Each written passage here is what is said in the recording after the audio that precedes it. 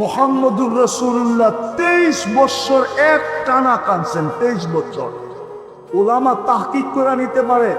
জিবরিল মিকাইল জিজ্ঞাসা করছে, মা জালা আরাকা তাবকি, যখনই দেখি কাঁদেন কেন? বলতো উম্মতের জন্য আমার চোখের পানি থামে না। এই জন্যই তো আরো সে যা বলেন নাই, আল্লাহ সালাম দিছে বন্ধুকে, আর বন্ধু চিৎকার দিয়ে বলছে আমাকে উম্মত, বলছে উম্মতের জন্য কি চান? তা নিজেই জবাব দিছে, ওয়ালা ইবাদিল্লাহ সাদিকিন, আমাকে যতটুকু দিছেন উম্মতের জন্য এতটুকু দিলাম। সুবহানাল্লাহ। যে দুনিয়ার সময় যাওয়ার সময় উম্মতকে বলে নাই, কাঁদতে কাঁদতে উম্মতের জন্য গেছে, যে কবরে এখনো উম্মতের জন্য কাঁদে। আবুল সামারকান্দি রহমতুল্লাহ লেখেন, কবর থেকে কাঁদতে কাঁদতে উঠবে, যুবক তোর জন্য আর আমার জন্য। জিবরিল জিজ্ঞেস করবেন কাঁদেন কেন? বলছে আইনা উম্মতি আওয়াসালা ইলা শাতিরি জাহান্নাম, আমার উম্মত কোথায়? ময়দান তো খালি, জাহান্নামের পুলসিরাতের কিনারে চলে গেছে। তো জিবরিল ইসলাম আশ্বস্ত করবে এখন পর্যন্ত কেউ ওঠে নাই, আপনি শান্ত হন।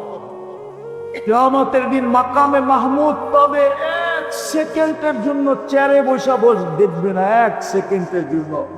আমার সমাজে তো দেখি নাম না লেখলে ওয়াজ মাহফিল বন্ধ করে দেয়, নাম না লেখলে।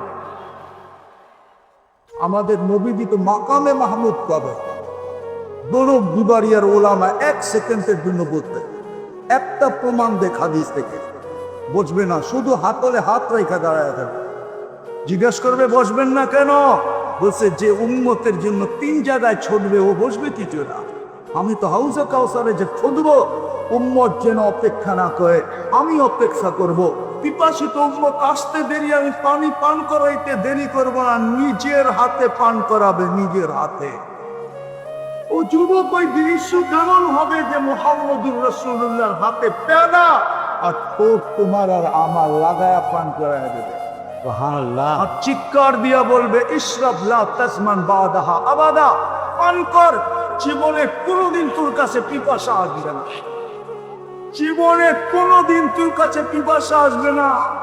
আরে এখানে ছাদ নাই, ছাদ নাই যে কমরে বেড়া যাবেন, ছাদ নাই, উপরে ছাদ নাই। আমিও তো বসে আছি আপনাদের সাথে, তো আমার তো পড়বো, ঠিক না? আঁকের উপরে তো একটা লোহা আছে, ঠিক না? দেখেন না আল্লাহ কি করে, দেখেন না আল্লাহ আমাদের সাথে সৌখিও তো করতে পারে, ঠিক না? আল্লাহর জন্য ওই শব্দ ব্যবহার করা যায় না। আমি শেষ জায়গায় চলে আসছি, ওই জান্নাত দিয়া কিনবে কি মানুষ হইতে রাজি?